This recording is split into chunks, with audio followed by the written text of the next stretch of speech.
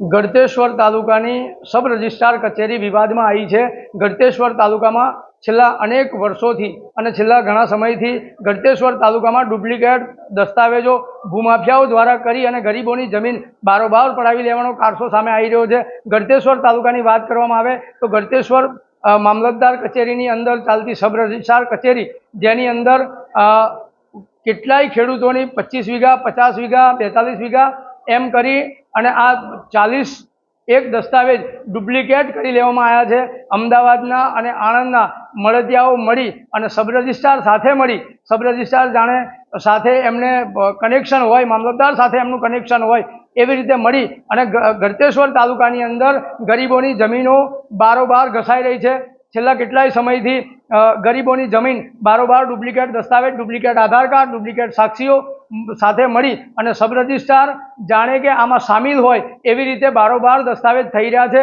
અને એમની જ્યારે એન્ટ્રી પડવાની આવે ત્યારે ક્યાંક ને ક્યાંક કોઈ જાગૃત ખેડૂત દ્વારા જાણ થઈ રહી ત્યારે આ જાગૃત ખેડૂતે વાંધો લીધો છે અને આખો પોપડો બહાર આવવા પામ્યો છે। જો વાત કરવામાં આવે તો ગળતેશ્વર તાલુકામાં ધારાનગર કરીને ગામ છે। ધારાનગરના સાક્ષીઓ, ધારાનગરના ખેડૂતો અને આસપાસના ખેડૂતો જેની જમીન અમુક સાક્ષીઓ એવા ડુપ્લિકેટ ઊભા કરી, જેના આધાર કાર્ડ, પાન કાર્ડ અને બોગસ ખાતા રજૂ કરી અને ગળતેશ્વર સબ રજિસ્ટ્રાર કચેરી ખાતે જમીનોના દસ્તાવેજ બારોબાર કરી લેવામાં આવે છે। આ મામલો છેલ્લા અનેક સમયથી ચાલ્યો હોવા છતાં, 40મો દસ્તાવેજ હોવા છતાં હજુ સુધી કોઈ પણ કાર્યવાહી કરવામાં આવી નથી। ગળતેશ્વર મામલતદાર કચેરીમાં થોડા દિવસ પહેલાં પણ ભ્રષ્ટાચારનો મામલો ઉઠ્યો હતો। ગળતેશ્વર મામલતદારમાં પણ 25,000 રૂપિયા જેવી માતબર રકમ લઈને એન્ટ્રી પાસ કરવામાં આવે છે તેવા આક્ષેપો પણ થઈ રહ્યા છે। ગળતેશ્વર તાલુકો એક ભ્રષ્ટાચારનું કેન્દ્ર બની ગયો હોય એવી સ્થિતિ આજ સર્જાય છે। ભારત ટાઈમ્સ, ઈશ્વર પરમાર, સેવાલિયા। ગળતેશ્વર તાલુકાની સબ રજિસ્ટ્રાર કચેરી ખાતે વધુ એક બોગસ દસ્તાવેજ થતા હડકંપ મચ્યો।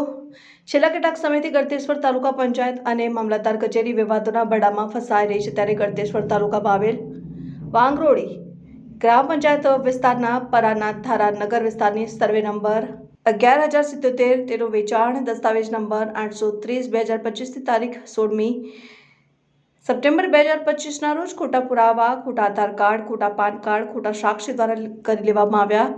અગાઉ પણ વાઘરોલી ગ્રામ પંચાયત વિસ્તારમાં આવેલ બેડપ અને ધારાનગરમાં ભૂમાફિયાઓ દ્વારા ખોટા દસ્તાવેજી પુરાવા ઊભા કરી અનેક દસ્તાવેજ ખોટા કરી લેવામાં આવ્યા છે, જેની પોલીસ ફરિયાદ થયેલી છે। અમુકના ઠાસરા પ્રાંત ખાતે તકરારી ચાલે છે, છતાં મામલતદાર કચેરીનું કામ બિનવિશ્વાસપાત્ર અને જાણે સબ રજિસ્ટ્રાર જ આમાં ભાગીદાર બનીને કામ કરતા હોય તેવું લાગી રહ્યું છે અને તેવા આક્ષેપો પણ થઈ રહ્યા છે, જેની તપાસ થઈ તાત્કાલિક ગાંધીનગરથી નોંધ નિરીક્ષણ MK પંડ્યા તપાસે ગળતેશ્વર કચેરી દોડી આવ્યા હતા અને આ અંગે ખેડૂતોને સાંભળી પોલીસ ફરિયાદી સરકાર બની અને આરોપીઓની ધરપકડ થતા તપાસ અંગે કાર્યવાહીનું આશ્વાસન આપવામાં આવ્યું હતું। ભોગ બનનાર ખેડૂત પટેલ રમેશભાઈ ગોપાલભાઈની વડીલો પાજેત આટલી જમીન હતી જે ભૂમધ્ય દ્વારા કેમ કરી અને પચાવી પાડવાનો કારસો કરતા ખેડૂતના માથે જાણે આભ તૂટી પડી હોય તેવી સ્થિતિ સર્જાય છે। આ અંગે વધુ નોંધ નિરીક્ષકે જણાવ્યું હતું અને આવી બોગસ દસ્તાવેજની ફરિયાદો ખેડા, મહેમદાવાદ, વસો, કઠલાલ, ઠાસરા અને ગળતેશ્વરમાં અનેક બનવા પામ્યા છે। બનાવ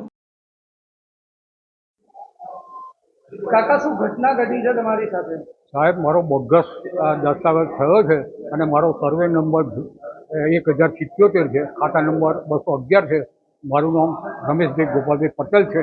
હું મૂળ વતની ધારનગરનો છું અને મોંગરોલી મારી પંચાયત છે, ગળતેશ્વર તાલુકાનો હું છું। તો મારો આ કેસ હું આજે ગામના બધા આજુબાજુના બધા જ સાક્ષીઓ લઈને હાજર થયો છું, છતાં હજુ મામલતદારે કશો કાર્યવાહી મારી પર કરતા નથી અને એ આપણે જે છે બોગસ કરવા એ લોકોને હાજર કરવા। કઈ તારીખે તમારો દસ્તાવેજ થયો, તમને જાણ કેવી રીતે થઈ?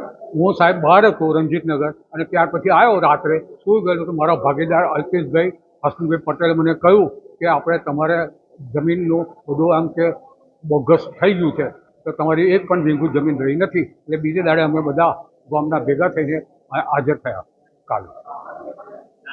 મામલતદાર દ્વારા શું આશ્વાસન આપવામાં આવ્યું તમને? આ આશ્વાસન આપવાનું કે તમે FIR ફડાવો અને એ બધું કામ કરાવો આગળ, પછી અમે તમારી સાથે છે। બેન બોલતા શું સર્વે નંબર તમારી જમીનનો? 1077।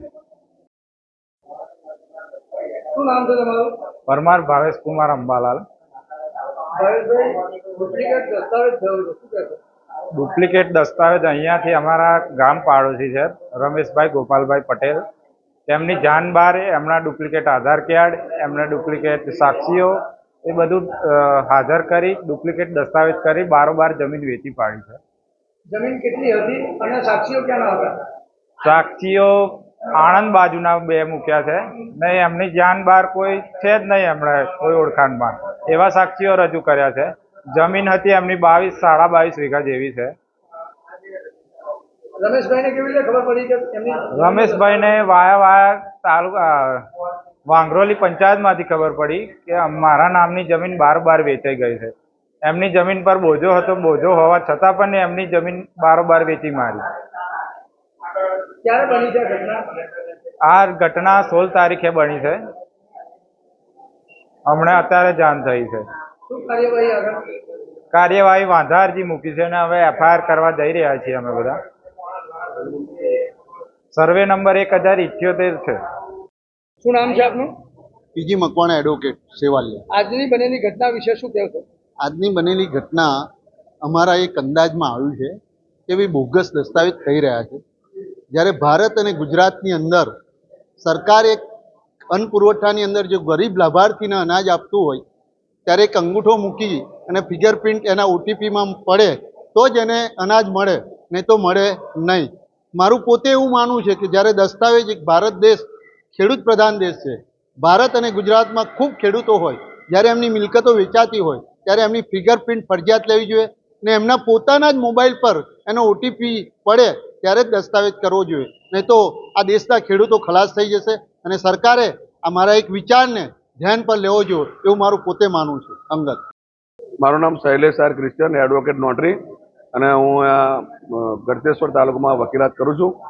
છેલ્લા ઘણા સમયથી એક પ્રશ્નએ માથું ઉઠાવ્યું છે.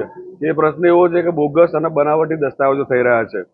લોકો આ ખાડા કાન કરીને અને એન કેન પ્રકારે પોતાની જમીન ન હોવા છતાં આધાર કાર્ડમાં ફેરફાર કરીને, ફોટા બદલીને અને અનેક રીતે ભૂમાફિયાઓ એવા જાગ્યા છે કે ગમે તેમ કરી અને ગરીબ ખેડૂતોનું શોષણ કરે છે, ખોટા દસ્તાવેજો બનાવે છે, બોગસ બનાવટી દસ્તાવેજો કરી અને ખેડૂતોને હેરાન પરેશાન કરે છે. જેથી સરકારે સત્વરે હમણાં પ્રવીણભાઈએ કહ્યું એ પ્રમાણે કે ફિંગરપ્રિન્ટ લેવી જોઈએ અને ચોકસાઈથી એકદમ સચોટપણે એની કાર્યવાહી કરી અને દસ્તાવેજની નોંધણી થાય તો આનું પ્રમાણ ઘટે એવું મારું માનવું છે.